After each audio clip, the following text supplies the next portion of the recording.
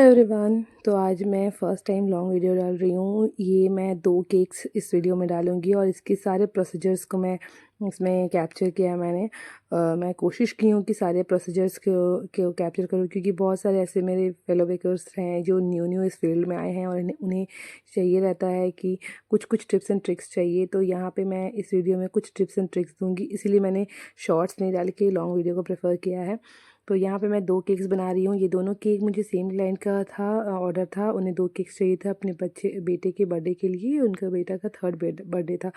तो उन्होंने कहा कि मेरा बजट काफ़ी लो है, तो अगर आप मुझे बिना कोई फ्लेवर का बस वनीला फ्लेवर बना दे तो चलेगा। पर मैंने ही कहा कि चलिए कोई नहीं, मैं आपको दोनों में कुछ फ्लेवर्स ऐड कर देती हूँ। तो पहला मैंने पाइनएप्पल फ्लेवर कर दिया था और सेकंड मैंने खुद से ही स्ट्रॉबेरी फ्लेवर कर दिया था। ये क्लाइंट मुझसे पहले भी केक ले चुकी हैं 2-3 बार आई गेस, और उन्हें मेरा टेस्ट काफ़ी पसंद आता है। और यहाँ पे मैं जो सोकिंग कर रही हूँ, ये कोई शुगर सिरप नहीं है। पहले मैं जब शुरू में अपने केक बनाना शुरू की थी, तो उस वक्त मैं शुगर सिरप से सोकिंग करती थी। बट फिर मुझे ऐसा फ़ील हुआ कि वो पहले ही स्पंज जो होता है वो मीठा रहता है, फिर क्रीम मीठा रहता है, और ये इसमें जो क्रश मैं डालती हूँ वो भी मीठा है। और अगर मैं शुगर सिरप भी डालूँगी तो ये कुछ ज़्यादा ही ओवर स्वीटनिंग हो जाएगा। और जब मुझे कोई भी चीज़ ओवर स्वीटनिंग पसंद नहीं है, तो मुझे ऐसा लगता है कि शायद क्लाइंट्स को ओवर स्वीटनिंग चीज़ जो होता है ना, लोग ज़्यादा खा नहीं पाते हैं। इसलिए मैं उसमें वो नॉर्मल वाटर से ही सोकिंग करती हूँ। और सोकिंग भी एक लिमिट में हमें करना है, क्योंकि अगर मैं बीच में ऐसा हुआ था शुरू में कि मैं काफ़ी ज़्यादा सोकिंग कर देती थी, और फिर मेरे केक का स्पंज वो मतलब इतना ज़्यादा गीला हो जाता था ना अंदर से, कि मुझे 1-2 कस्टमर्स ने कहा भी कि तो फिर मैंने उस पे वर्क किया, और अब मैं उस पे बहुत ध्यान देती हूँ कि सोकिंग करूँ, बट वो बहुत ज़्यादा ओवर सोकिंग भी ना हो। इस चीज़ पे आपको ध्यान देना है। अच्छा, ये मैंने हाफ़ केजी का केक को 6 इंच के टिन में बेक किया है। और हाँ, मैं बेस को ये मैंने दोनों केक को क्रम कोट करके फ्रिज में रख दिया था, और मैं फ्रिज में ज़रूर रखती हूँ।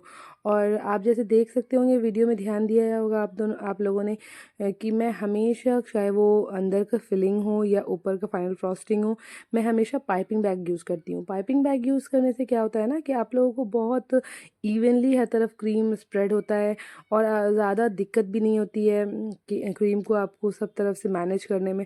और ख़ुद से आप लाइक बहुत सारे लोगों को मैंने देखा है कि वो अपने डायरेक्ट स्पैचुला से ही डालते हैं, और वो उनका ही प्रेफरेंस है, खैर जो जिनको जो चीज़ सूट करे, पर मुझे ये सही नहीं लगता है। और अगर आप न्यू हैं इस फील्ड में, तो मैं कहूँगी कि आप भी पाइपिंग बैग यूज़ कीजिएगा। हाँ, अगर आप प्रो हो जाएँ तो बाद में वो अलग बात है, आप इसमें ट्राई कीजिए, बट ये मेरी ये एक छोटी-सी टिप्स है जो मैं दे दूँगी। अच्छा, फर्स्ट केक जो था वो उसका बेस मुझे वाइट में ही रखना था, और उस पे कुछ मुझे इनएडिबल प्रिंट आउट्स लगाना था, जो मैं लास्ट में करी हूँ, जिसका मैंने कुछ क्लिप्स नहीं ले पाई हूँ मैं, क्योंकि मेरा प्रिंट आउट काफ़ी लेट हो गया था मुझे मिलने में। और सेकंड वाला जो था, ये एक पिंटरेस्टी केक डिज़ाइन है, और मेरे क्लाइंट ने खुद ही पसंद किया था, तो मैंने उनके हिसाब से ही बनाया है। और ब्लू कलर जो मेरे पास है ना, ये काफ़ी डार्क ब्लू कलर है, तो इसे मैं ऐड करने में बहुत एहतियात से ऐड करती हूँ। अगर मुझे लाइट शेड चाहिए रहता है ब्लू कलर का, तो मैं उसे हल्का-सा टूथपिक या किसी चीज़ से थोड़ा-थोड़ा उसे क्रीम में लगाती हूँ, क्योंकि अगर आप क्रीम में कलर ज़्यादा डाल दिए तो उसे आप कम नहीं कर सकेंगे। हाँ, कम रहा तो आप उसको अपने हिसाब से एडजस्ट ज़रूर कर सकते हैं। तो ये आप लोग ध्यान दीजिएगा इस चीज़ में।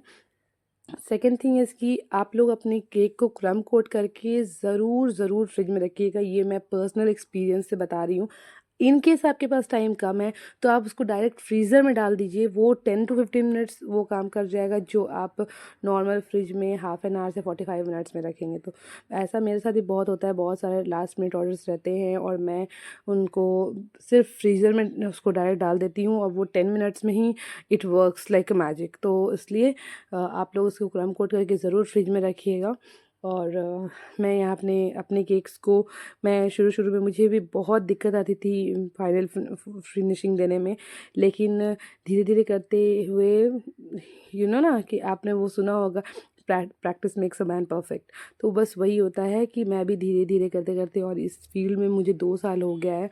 हाँ, मैं वीडियोज़ यूट्यूब में काफ़ी लेट डाल रही हूँ। ये वॉइस ओवर थिंग सबकी बस की चीज़ नहीं होती है। तो वॉइस ओवर करने में बहुत ज़्यादा मैं हेजिटेट करती थी। बट अब हाँ, धीरे धीरे मैं भी हिम्मत गेन कर रही हूँ और वॉइस ओवर कर रही हूँ, तो इसलिए अब मैं इसमें डाल रही हूँ। और अब तो खैर मैं बहुत ज़्यादा अपने अंदर परफेक्शन ला चुकी हूँ। हाँ, ये मैं नहीं बोल सकती हूँ कि मैं परफेक्शनिस्ट हो गई हूँ, क्योंकि कोई भी अपने फील्ड में परफेक्शनिस्ट नहीं हो जाता। अगर आप ये सोचेंगे तो आप फिर न्यू चीज़ सीख नहीं पाओगे। और ये मेरा भी यही सोच है कि मैं कोई भी चीज़ न्यू मुझे सीखना है तो मुझे पहले अपने अंदर सोच रखना होगा कि मैं परफेक्शनिस्ट नहीं हूँ। अच्छा, ये है मेरे दोनों केक का फाइनल लुक। आप लोगों को मेरे केक का डिज़ाइन कैसा लगा मुझे कमेंट करके ज़रूर बताइएगा, और मेरे चैनल को लाइक और सब्सक्राइब ज़रूर करिएगा। Okay, bye.